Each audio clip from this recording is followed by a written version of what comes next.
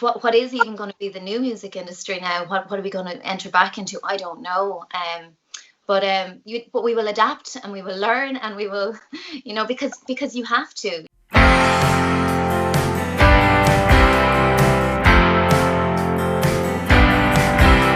Small town talk on the corner of every street.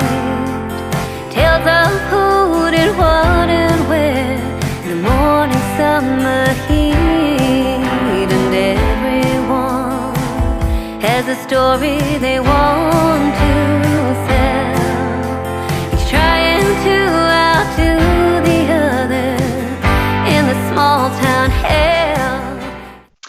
So my earliest memory would be my dad would sing us to sleep. So, when we were kids and we would go to bed and parents would read a story. So my dad would sing us, pick up the guitar. And I think he kind of realized that I wasn't going to sleep. I was I was jumping up at the bed and I was singing along. They were like little nursery rhymes. And yeah, I was starting to make up my own lyrics for them. That was the earliest, and then the earliest song I remember singing was a Dolly Parton song called Little Andy.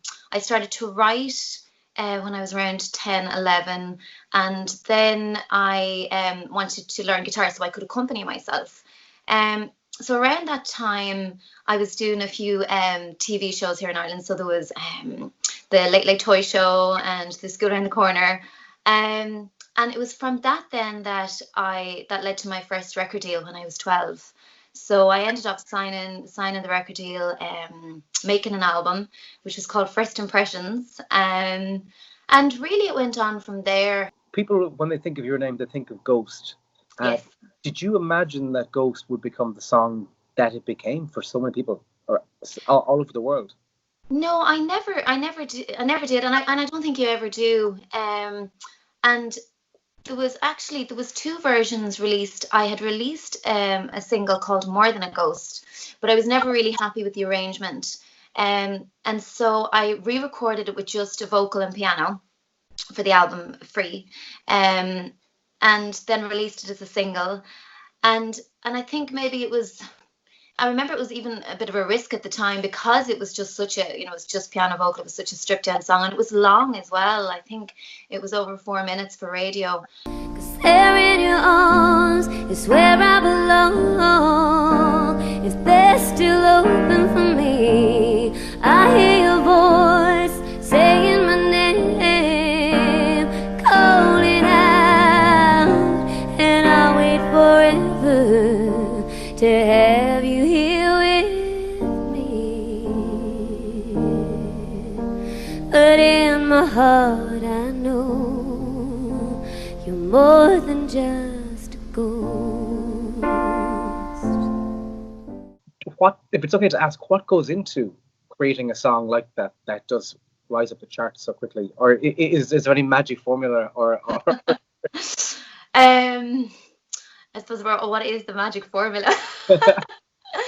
Yeah, I mean, I normally start with the chords. That's, I get a melody first, and a vocal melody, and then the next thing that comes to me then is the lyrics. And I suppose even thinking back now, the song means so much more to me now, because at the time that I wrote the song, so it came out in 2008, so it was written even a few years before that. I hadn't maybe experienced loss, and so that the song now means so much more to me. I thought I experienced loss, but I hadn't really. And so I always love, when people send me lovely messages that the song has touched them and means so much to them as well, We fly on the seas and mountains, city streets stroll hand in hand. Your kisses are like there's no one watching, and not where you're with a man. We could have been so good together, signed our names in the golden sands. Now only in my dreams we love, 'cause only in my dreams we can. I know you've had to readjust and realign with this pandemic. Yeah. And can you talk us through a little bit about what that's been like? Because you're in the same place that a lot of recording artists are in right now, having to change national and European tours. And you Yeah. put so much work into something, and then you hit the play button, and it's meant to just take off, and Yeah. the momentum carries it through. But you've had to hit pause again. Mhm. How have you been coping with that? Initially, it was a shock to the system. And I think I was maybe at the very start, I was in denial. I'm saying, no, it'll be fine. Everything will be grand. And then it became apparent that no, everything was going to have to stop. Um, and yeah, you put so much into the promotion of it. And everything, had gone out and we had just started. So we had kicked off a few dates and everything was going really well. Um, and so I think at the start, yeah, definitely it was a shock to the system, and then all the shows have to be rearranged. But really, you don't know when it's going to happen, so you can only think that maybe, hopefully, it'll be next year. And so yeah, that was tricky first. Then the next thing was I decided to start doing online streams, online gigs. So for the first 4 weeks. I did that every Friday night with Clive Barnes, and that was great because again, it gave me a chance to interact with people and audiences and still sing the songs because I was really enjoying getting to sing them finally. What words of advice do you have for someone who is sitting at home right now, and they have a guitar beside them, and they're teaching themselves online, and they want to have a hit like you've had, or the success that you've had? What words of wisdom do you have for that person who's in that place? I mean, I would say you have to believe in yourself, and because if you don't, then how do you convince anybody else of that? Um, and and it really is just to I think you have a passion for it. If that's what drives you, that's your passion.